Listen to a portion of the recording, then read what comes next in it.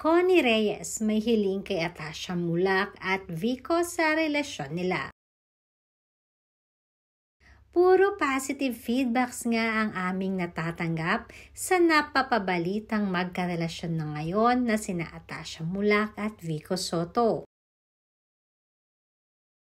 Usap-usapan din ang naging pahayag ng ina ni Vico na si Connie Reyes patungkol sa relasyon ng dalawa.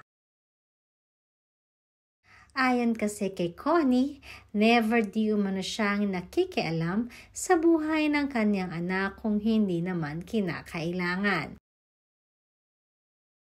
Although alam naman di umano ng sambayan ng Pilipino kung gaano kalapit sa kanya si Vico.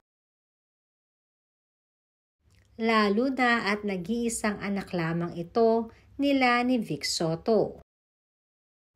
At madalas ay si Connie ang kanyang kasakasama sa lahat ng bagay.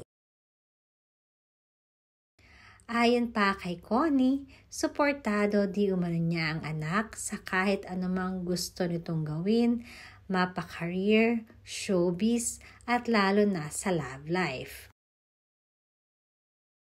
Subalit ang pinakamaganda di umanong balita ay nang mapabalita na magkarelasyon na sina Atasha at ang anak na si Vico. Wala naman di umanong problema sa kanya. Kung ano man ang gusto ni Vico sa buhay ay support lang siya. Lalo na sa love life nito. Matagal na kasi siyang nag-aantay ng magiging kapartner ni Vico at soon sana ay apo na din. Sobrang saya di umano niya nang mapabalita about Vico and Atasha. Pero mas magiging masaya di umano siya kung formal na itong ia-anunsyo.